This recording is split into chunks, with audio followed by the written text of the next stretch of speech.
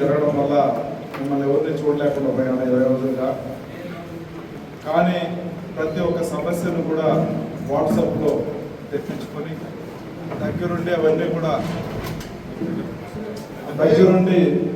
కూడా నేను ఫాలోఅప్ చేసి ఎవరెవరికి ఏం చేయాలో అన్నీ కూడా వాట్సాప్ గవర్నెన్స్ మనం చేస్తున్నాం.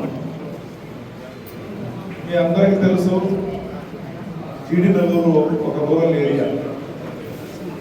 నేను ఇక్కడికి వచ్చింది రాజకీయం చేయడానికి నేను రాలేదు. నేను మెయిన్గా ఇక్కడికి వచ్చింది మంచి పరిపాలన ఇవ్వాలి, ఈ జీడి నెల్లూరుని మంచి అభివృద్ధి బాటలో పెట్టాలనే ఒక ముఖ్య ఉద్దేశంతోనే నేను వచ్చాను. పార్టీ కోసం కూడా రాలేదు, చంద్రబాబు నాయుడు అనే ఒక విజనరీ బ్రాండ్ కోసం మెయిన్గా చంద్రబాబు నాయుడు గారు చూసే పార్టీకి వచ్చాను. నేనేదో ఇక్కడ రాజకీయం చేసి ఇక్కడ ఉండే 40 సంవత్సరాల ఉండే రాజకీయవేత్తలంతా తొక్కేసి నేనేదో సాధించాలని చెప్పేసి నేను ఇక్కడికి రాలేదు. మీ అందరికీ నా వంతు దగ్గరుండి నా పరిధిలో ఏమేముందో అవన్నీ కూడా మీకు మంచిగా చేయాలనే వచ్చాను. నేను మెయిన్గా ఏం చెప్తున్నానంటే, మీరందరూ కూడా 40 సంవత్సరాల పార్టీ కోసం కష్టపడ్డారు. పార్టీని 40 సంవత్సరాల తర్వాత మంచిగా గెలిపించుకున్నాం, కష్టపడ్డాం, కేసులు పెట్టించుకున్నాం, అవమానపడ్డాం, అన్నీ కూడా జరిగింది. ఇప్పుడు పార్టీ గెలిచిన తర్వాత మీరు ఎమ్మెల్యేకి ఏదైనా ఇబ్బంది తీసుకొచ్చినా, ఎమ్మెల్యే బిఏకి ఇబ్బంది తీసుకొచ్చినా, ఎమ్మెల్యే గంగానికి ఇబ్బంది తీసుకొచ్చినా మేమందరూ కూడా చంద్రబాబు నాయుడు గారి షాడో. అంటే మాకు ఏం బ్రాండ్ ఉండదు, ముఖ్యమంత్రి గారే బ్రాండ్, ఆయన అడుగు జాడలో నడిచేది ఎమ్మెల్యే. సో కాబట్టి మీరు ఏదైనా మిస్అండర్స్టాండింగ్ చేసుకొని ఎమ్మెల్యే పైకి డబ్బులు ఇచ్చి కొన్ని తప్పుడు రాతలు రాయిపించిన, డబ్బులు ఇచ్చి బిఏ పైన రాయిపించిన, ఇది ఫైనల్గా పార్టీకే నష్టం జరుగుతుంది. అది మీరు ఖచ్చితంగా గుర్తించాలి. అంటే ఇది డైరెక్ట్గా ఇండైరెక్ట్గా చంద్రబాబు నాయుడు గారిని మనం ఇబ్బంది పెట్టిస్తూ అవుతుంది. ఒకటి రాస్తాడు, ఎమ్మెల్యే చక్రం తిప్పేస్తున్నాడని రాస్తాడు. ఏంటి చక్రం తిప్పేసే, ఏముందని చక్రం తిప్పిపోతాము? నేను ఆల్రెడీ చాలాసార్లు చెప్పిన, పెద్ద ఆయనకే చెప్పిన, సార్ ఇది రూరల్ ఏరియా సార్, అర్థం చేసుకోండి సార్, ఇక్కడ మొత్తం కూడా మేము అన్ని చోట్ల అన్ని విలేజ్లే ఉన్నాయి సార్, మాకు మున్సిపాలిటీ కూడా లేదు సార్, ఇది ఒక చిన్న చిన్న విలేజ్లు ఉన్నాయి సార్.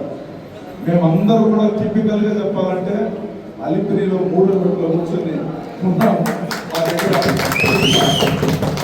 చిన్న మాత్రమే లేదు కాబట్టి మమ్మల్ని ఆదుకోండి సార్ అంటే ముఖ్యమంత్రి గారు ఇమ్మీడియట్గా మన కాన్ఫరెన్స్కి వచ్చి మనం అడిగిందని ఇచ్చారా లేదా?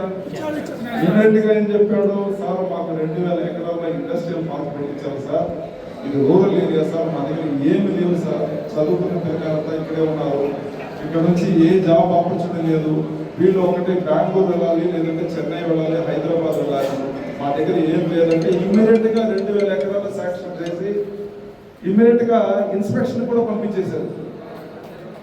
అంటే మనం ముఖ్యంగా మన ధ్యేయం ఏంటి, ఇక్కడ మంచి పరిపాలన ఇవ్వాలి, పిల్లలకి జాబ్స్ ఇవ్వాలి, ఇండస్ట్రీ వస్తే అందరూ కూడా మంచిగా ఉండాలని చెప్పారు. అందుకే వస్తానే ఏం చెప్పారు, 2000 ఎకరాలకు ఇమ్మీడియట్గా కలెక్టర్ దగ్గర చెప్పి ఆల్రెడీ వెదురుకుప్ప మండలంలో జీడి నెల్లూరులో ఇన్స్పెక్షన్ ఆల్రెడీ స్టార్ట్ అయిపోయింది. ఇది ఎమ్మెల్యే సత్తా అంటే అర్థం చేస్తారు. మళ్ళీ ఏం చెప్పాను, సార్ ఇక్కడ చాలా మంది ఈ భూమి మందంతా తాగి మొత్తం కూడా పోయింది, కిడ్నీ లివర్ అంతా పోయింది, మేము ఏదైనా డయాలిసిస్ పోవాలంటే ఇక్కడ నుంచి తిరుపతి లేదంటే సిఎంసి వేలూరు వెళ్ళాలి, మాకు దయచేసి ఒక ఇమీడియట్గా ఒక డయాలిసిస్ యూనిట్ ఇవ్వండి సార్ అంటే ఇమీడియట్గా పెనుమూరు మండలంలో డయాలిసిస్ చెప్తున్నా. ఇది ఎమ్మెల్యే సత్తా అంటే ఊరికే రాసుకునేది కాదు, ఒక పనికి మాల పుట్ట రాసుకునేది కాదు, చేతల్లో చూపించాలి. మళ్ళా ఏమడిగాను అది చెప్పే దాంట్లో మర్చిపోయాను, ఇమీడియట్ గా ఒక స్లిప్ రాసి సార్కి ఇచ్చాను. ఏమని రాసి ఇచ్చానంటే, సార్ ఇక్కడ మొత్తం కూడా ఇది ఎస్సీ కాన్స్టిట్యున్సీ, ఇక్కడ ఉండే వాళ్ళంతా కూడా పేద విద్యార్థులు గురుకుల పాఠశాల పెడితే బాగుంటుంది సార్. వాళ్ళు అక్కడే ఫోన్ చేసి అక్కడే చదువుకొని మంచిగా చదువుకొని ఇమ్మీడియట్ గా వాళ్ళు మంచి మంచి పోస్టులు పోవాల్సి ఉంటుంది. కాబట్టి మాకు గురుకుల పాఠశాల ఇవ్వండి సార్ అంటే ఇమ్మీడియట్ గా పాలసముద్రం మండలంలో గురుకుల పాఠశాల పెట్టారు. ఇవన్నీ కూడా నేను ఎందుకు చెబుతున్నానంటే ఇవన్నీ కూడా మేము దగ్గర